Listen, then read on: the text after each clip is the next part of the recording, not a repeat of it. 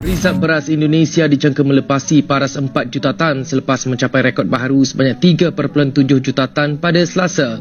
Dia kata memang tak ada, beras tempatan ni tak ada. Saya tanya berapa lama dah, dia kata dah. Survival kita suatu bangsa, pertama adalah swasembada pangan. Betul. Suatu bangsa harus bisa produksi dan memberi makan ke rakyatnya. Betul sekali, Pak. Tidak boleh tergantung dengan import pangan.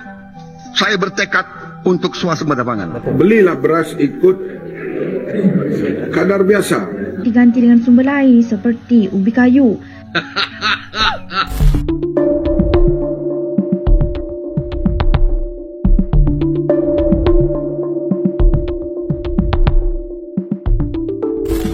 Indonesia kembali membuat gebrakan di dunia pangan. Pemerintah resmi membuka pembicaraan serius dengan Malaysia untuk ekspor beras, seiring dengan surplus beras nasional yang melimpah. Sementara Malaysia masih kesulitan mencukupi kebutuhan beras dari produksi dalam negerinya, Indonesia justru berada di posisi yang kuat dan siap menjadi pemasok utama. Wakil Menteri Pertanian, Sudaryono, mengungkapkan bahwa komunikasi sudah dilakukan dengan pelaku usaha hingga pejabat tinggi Malaysia. Bahkan, Menteri Pertanian RI, Amran Sulaiman, sudah bertemu langsung dengan Menteri Pertanian Malaysia. Volume ekspor yang dibicarakan saat ini berada di angka 2.000 ton per bulan, dan masih terus dibahas untuk durasi jangka panjangnya. Tapi tak hanya urusan bisnis. Pemerintah juga tengah menghitung kemungkinan alokasi beras untuk misi kemanusiaan dunia. Mulai dari bantuan ke Afrika, hingga Palestina. Rizab beras Indonesia dijangka melepasi paras 4 juta tan selepas mencapai rekod baharu sebanyak 3.7 juta tan pada Selasa.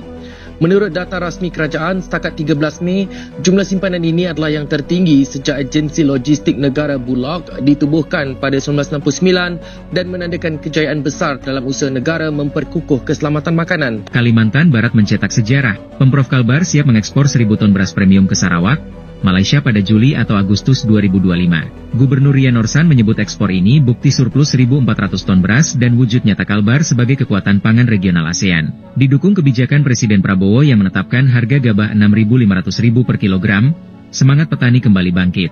Program bersama TNI dan Polri sukses tingkatkan produksi padi dan jagung hingga 3 kali lipat. Kalbar bersiap jadi lumbung pangan ekspor, bukan hanya untuk Malaysia, tapi juga kawasan ASEAN. Padi Beras Nasional Berhad Bernas hari ini memperkukuhkan peranannya sebagai rakan strategik keterjaminan makanan negara menerusi pelaksanaan pelarasan harga beras putih import BPI. Ia adalah selaras dengan pengumuman Menteri Pertanian dan Keterjaminan Makanan, Datuk Seri Mohamad Sabu baru-baru ini. Kementerian Pertanian berubah pikiran, di mana sekarang mengaku siap mengekspor 2.000 ton beras per bulan ke Malaysia. Wakil Menteri Pertanian Sudaryono menegaskan pihaknya sudah berbicara dengan Malaysia untuk mengeksekusi pengiriman beras. Ia bahkan mengeklaim Kementerian Pertanian telah bertemu dengan calon importir tersebut. Sikap ini berbeda dengan yang disampaikan Menteri Pertanian Amran Sulaiman pada 22 April 2025 lalu. Kala itu ia menerima kunjungan Menteri Pertanian dan Keterjaminan Makanan Malaysia YB Datuk Seri Haji Muhammad bin Sabu di kantor Kementerian Pertanian. Amran menjelaskan isi pertemuan tersebut, yakni salah satunya adalah permintaan Menteri Muhammad bin Sabu untuk membeli beras dari Indonesia. Tetapi Amran dengan tegas menolak permintaan tersebut. Malaysia berniat mengimpor beras dari Indonesia yang dinilai punya teknologi lebih mahir dalam urusan pertanian. Saya pergi ke Giant Hypermarket Setapak. Saya cek.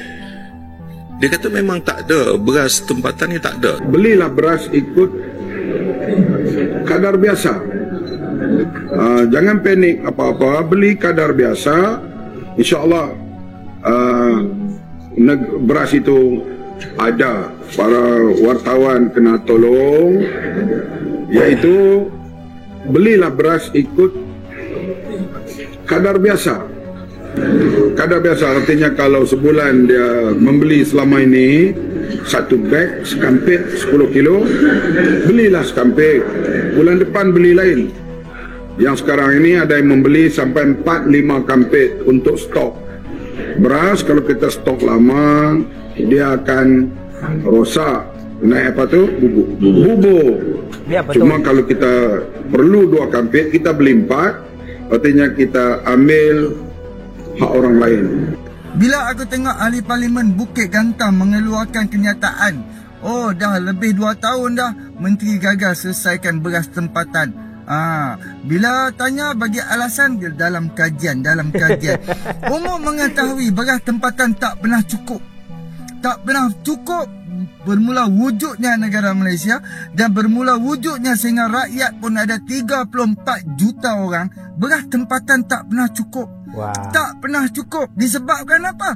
Selama ni hanya 30%, 40%, 50%, 60% yang hanya mampu menampung beras di dalam negara kita. Dan apabila banjir baru-baru ni, banjir dekat Kedah, berapa banyak petani-petani rugi. Betul. Of course, petani-petani, padi-padi, pokok-pokok semua tu rugi semua tu. So, hasil pengeluaran tu of course akan kurang. Dekat Kelantan, Menteri cakap 10 tan hilang macam tu, rugi macam tu saja para petani dan juga pesawah. So of course kadar pengeluaran beras tempatan akan lagi kurang.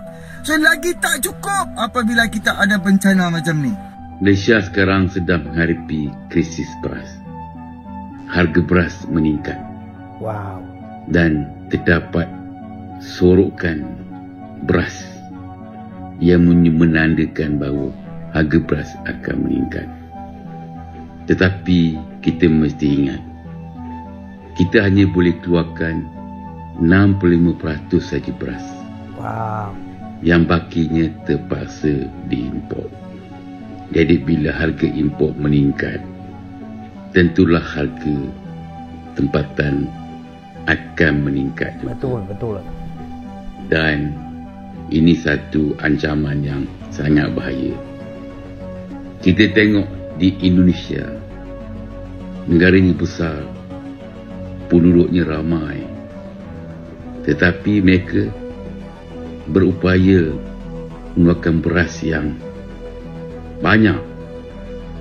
Pengeluaran beras di Indonesia dapat memenuhi 90% keperluan negaranya berbanding kita 65%.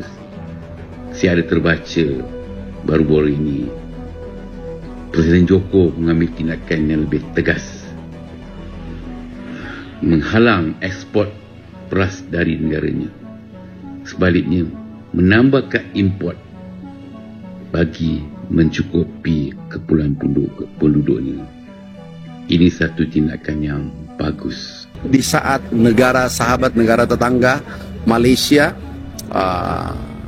Filipina dan Jepang kesulitan pangan, itu kebanggaan kita. Itu sampai 3.000 per kilo itu penyebabnya apa ya Pak di Malaysia? Bukan, itu di Jepang itu produktivitas. Baru saja kami ketemu Menteri Pertanian Malaysia. Itu produktivitas karena ada climate change, perubahan iklim. Kemudian kita mengantisipasi kembali perubahan iklim itu dengan langkah cepat, yaitu pompanisasi. Nah, ini mungkin yang tidak dilakukan, sehingga mereka belajar ke Indonesia. Rakyat di negara ini perlu berani melakukan perubahan untuk tidak terus bergantung kepada nasi sebagai sumber karbohidrat. Sebaliknya, ia boleh diganti dengan sumber lain seperti ubi kayu.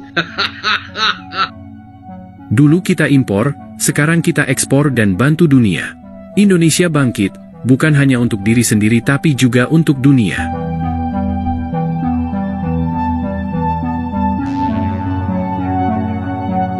Suka tidak suka, kita harus tetap mencintai pertanian. Kita harus bisa memberikan dukungan, ruang gerak untuk para petani.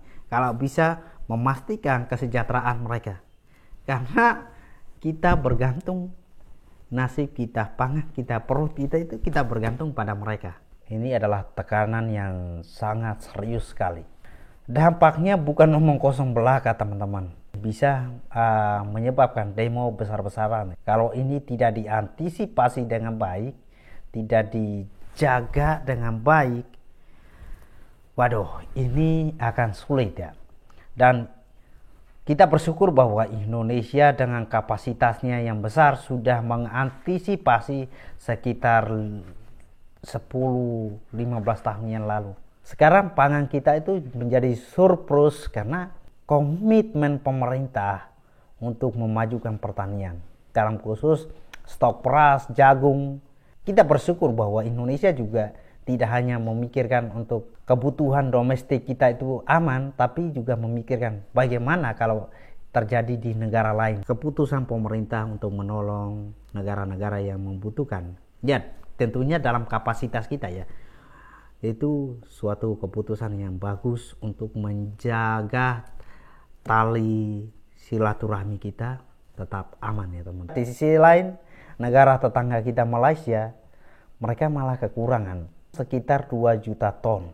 Menurut pengakuan Menteri Pertanian Malaysia, Malaysia itu bergantung 40% dari hasil impor beras ke mereka, dan mereka bergantung terhadap India dan Pakistan. Kedua-dua negara ini yang menjadi pengekspor terbesar untuk Malaysia sedang perang, sehingga makin menghimpit Malaysia. Bahkan menteri mereka menganjurkan untuk makan singkong ya, ubi kayu, singkong. Mungkin buat orang-orang yang di kota yang terbiasa dengan menu makanan yang mewah itu butuh penyesuaian. Tapi untuk orang-orang yang ada di daerah, di pedesaan, itu mereka sudah terbiasa makan campur aduk. Artinya hari ini mungkin makan singkong, besok makan jagung, lusanya makan nasi, itu hal biasa. Dan sudah terbiasa dengan siklus semacam itu ya teman-teman. Mungkin yang lebih kepada membangun kebiasaan ya. Mungkin selama ini bergantung hanya kepada beras dan roti, mungkin harus, bukan tidak bisa, pasti bisa. Tapi menurunkan egonya diturunin dulu baru bisa. Kalau selama egonya terus tinggi ya tidak bisa. Solusi apapun yang ditawarkan pasti akan tidak bisa karena kebiasaan yang dibangun. Nah, saya selalu bilang bahwa kita bersyukur berada di negara yang kita punya akses. Mau makan nasi ada, mau makan singkong ada, mau makan umbi-umbi lainnya ada, mau makan apa lagi nih, ada semua. Dan kita sudah dilatih dari nenek moyang kita, itu sudah melatih kita, ini makanan, ini bisa dimakan, ini bisa dimakan, oh itu bisa dimakan, oh ini enak, ini semuanya ada. Dan mungkin kita di Indonesia pasti ada yang mungkin tidak terbiasa makan singkong ya. Pasti ada lah teman-teman, mungkin orang-orang yang elit ya teman-teman, mungkin terbiasa. Tapi saya lihat kalau di Indonesia itu ada pengusaha kelas kakap itu, mereka juga makan singkong teman-teman semua. Ini ya teman-teman, saya punya cerita sedikit ya. Saya punya teman yang penghasilannya itu gila, setiap harinya itu bisa hasilkan puluhan juta ya teman-teman. Nah, tapi kebiasaannya itu dia kalau pergi ke pedalaman ya, ditawarin makan singkong dia sikat teman-teman, ditawarin makan jagung rebus dia makan. Dia bilang ini makanan Indonesia, kita tidak boleh itu terlalu egonya tinggi. Jadi kalau teman-teman mungkin kenal orang ini, kepikir nih orang apa masyarakat dia biasa, tapi kalau kalian tahu lebih dalam, ternyata dia penghasilannya itu besar itu, puluhan juta setiap hari, dan usahanya sangat sukses sekali. Tapi dia bisa menikmati. Apa pelajarannya buat kita adalah kalau dia bisa, kita juga bisa, sebagai masyarakat bisa. Dia intinya perlu penyesuaian saja, egonya diturunin. Mau makan apa saja, yang penting tidak bikin perut ini sakit, tetap nikmat dan penuh rasa syukur.